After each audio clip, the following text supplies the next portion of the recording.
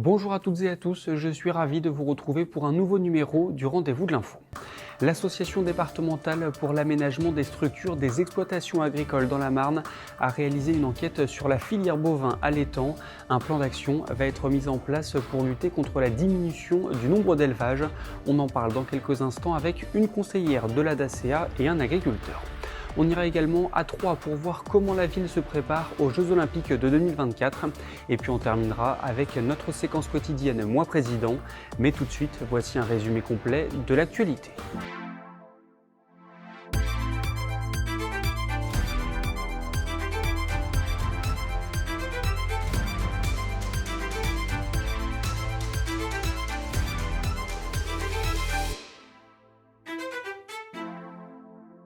Des coups de feu ont été entendus mercredi soir à la chapelle Saint-Luc dans l'Aube.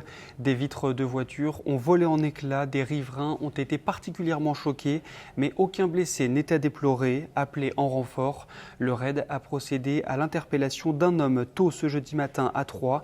Il est déjà connu de la justice et a été placé en garde à vue. Des surveillants du centre pénitentiaire de Laon étaient en grève ce jeudi matin. Une mobilisation qui s'inscrivait dans le cadre d'un mouvement qui a touché plusieurs établissements de l'Hexagone. Parmi les revendications des grévistes, une revalorisation des salaires. Ils s'inquiètent également de l'allongement de la durée de carrière des surveillants. Les jeunes agriculteurs et la FDSEA des Ardennes se sont joints à un mouvement national de surveillance de la grande distribution ce jeudi. L'objectif est de dénoncer les prix cassés et sensibiliser les consommateurs à la répartition de valeur sur les produits alimentaires. L'opération s'est tenue dans 3 magasins, Aldi à Vouziers, Carrefour à Rethel et Leclerc à Sedan. Mercredi après-midi, 3 chiens ont été saisis par la gendarmerie au refuge l'Arche de Bouba, situé aux Vignettes, un hameau de Sainte-Ménéhould. Cela fait suite à des signalements de bénévoles et de voisins qui se plaignaient de nuisances sonores et dénonçaient des maltraitances. Un vétérinaire et un agent de la direction départementale de la protection des populations étaient sur place pour apporter leur expertise. Et enfin, les premiers camions de la Foire de Mars sont arrivés sur l'esplanade d'Elestrin à Troyes ce jeudi en fin de matinée. L'édition 2022 se déroulera du 25 février au 20 mars. Les 2 précédentes avaient été annulées en raison du contexte sanitaire.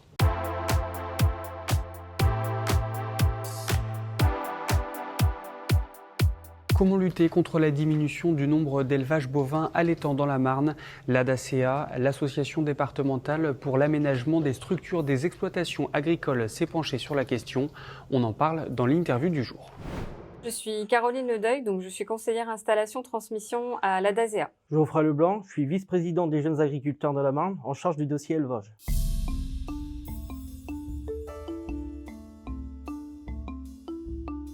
Alors déjà, il faut savoir que dans la Marne, un élevage sur 3 a disparu, un élevage bovin à l'étang. Et fort de ce constat, la DASEA et les jeunes agriculteurs ont souhaité mener une étude sur cette filière justement et pour voir un petit peu le projet de cessation d'activité des éleveurs. Donc il y a eu 94 éleveurs de plus de 55 ans qui ont été identifiés. On a eu 46 exploitants qui ont accepté d'être enquêtés, ce qui fait un taux de réponse d'à peu près 50%. Et donc, c'est Élise Richard, qui était stagiaire à la DASEA en 2021, qui a mené l'enquête. Les problématiques qui sont ressorties de ces enquêtes-là, c'est d'une part la rentabilité des ateliers, le manque de communication entre éleveurs et sociétés, l'isolement aussi, la difficulté de retrouver un repreneur qui maintiendrait l'élevage et la difficulté aussi de trouver un repreneur quand il n'y a pas de repreneur dans le cadre familial, de trouver un repreneur justement pour l'exploitation. Pour pallier à ces problématiques et maintenir l'élevage à l'étang dans la Marne, il y a un groupe projet qui s'est construit et donc il y a des actions qui ont été mises en place. Alors les actions qui vont être mises en place au mois d'avril 2022, il y aura une journée positive élevage dans le but de montrer aux jeunes des lycées qu'il y a de l'emploi dans l'agriculture.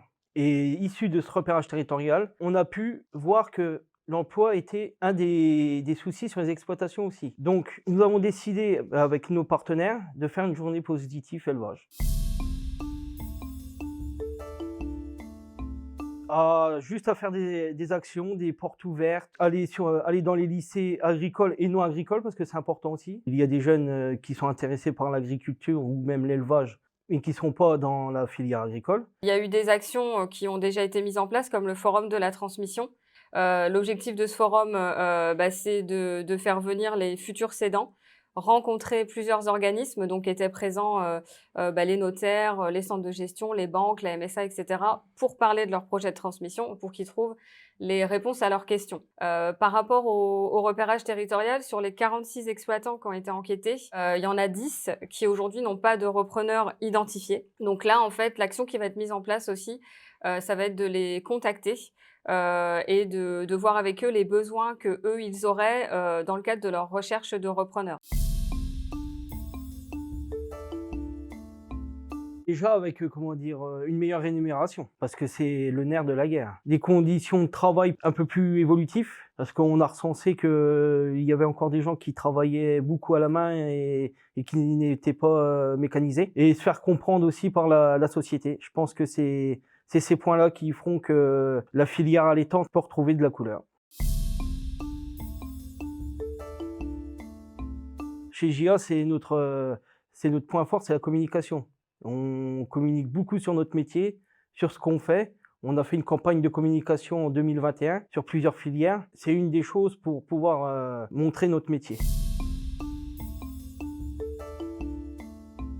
Il faut rester optimiste. Il y a quand même beaucoup de structures agricoles qui se mobilisent justement pour communiquer sur la filière, pour dynamiser aussi cette filière-là, pour accompagner les personnes qui ont des projets de transmission et installer des jeunes. Faut garder espoir. On a des jeunes qui sont motivés, malgré tout qu'il n'y a pas de repreneurs, mais le peu de repreneurs qu'il y a, c'est des jeunes qui sont motivés, des jeunes qui ont des projets, peut-être atypiques par rapport à leurs parents ou à leur oncle ou hors cadre familial, donc à la personne qui va reprendre. Il faut garder espoir.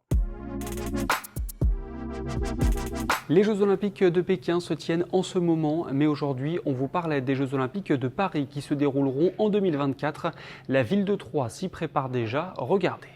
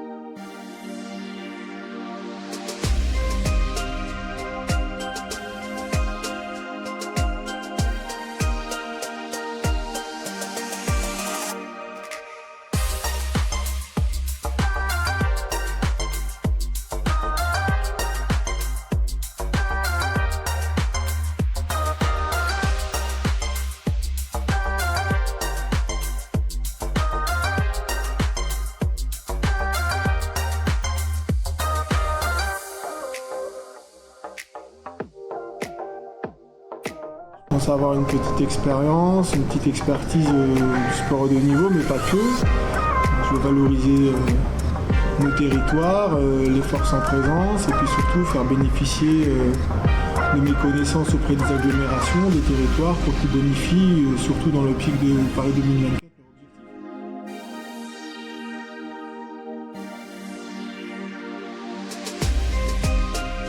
J'avais vraiment envie de venir à Troyes pour visiter les sites labellisés CPJ, mais plus discuter sur la politique sportive avec les élus, les services, pour avoir justement leur ressenti et répondre aussi à leurs questions concernant l'ambition de Troyes pour Paris 2024, notamment dans l'accueil des délégations étrangères, aussi dans ce qu'on pourrait appeler la stratégie de redynamisation du territoire par rapport à de l'engagement, par rapport au volontariat. Ce qui est très important pour moi, c'est aussi qu'on soit tous acteurs à notre niveau des Jeux Olympiques et à notre degré. Il y aura certainement, et je l'espère, des sportifs de haut niveau qui participeront à Paris 2024. On a le volet d'accueillir une délégation étrangère et puis après il y a tout le volet jeunesse, engagement en tant que volontaire, bénévole, parce qu'eux aussi vont vivre leurs Jeux Olympiques à leur manière. Et le dernier volet qui est très important, c'est les Jeux Paralympiques, qui sont aussi un vecteur de lien social, de mixité sociale et aussi comment dirais-je, d'engouement populaire, parce que ça mérite à ce qu'on ait un accompagnement digne de ce nom par rapport au handisport, qui pour moi fait partie intégrante de ma délégation.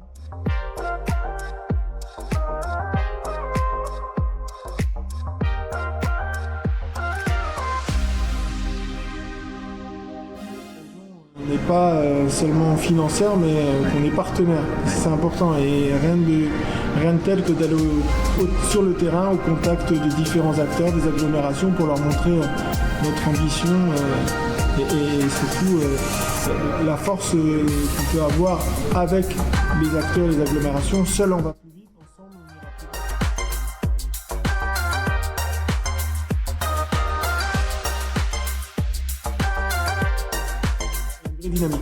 Il y a une vraie dynamique territoriale. Je le vois en discutant avec les acteurs, je sens leur motivation, je sens en fait l'envie que effectivement Paris 2024, c'est un événement qu'on aura l'occasion de vivre une seule fois dans nos vies. Et ce qui est aussi primordial, c'est l'héritage de Paris 2024 pour que vraiment la France soit une véritable nation de sport. C'est-à-dire, il y a l'héritage structurant, des gymnases, des stades, mais aussi l'héritage au niveau des mémoires collectives qui sera indélébile.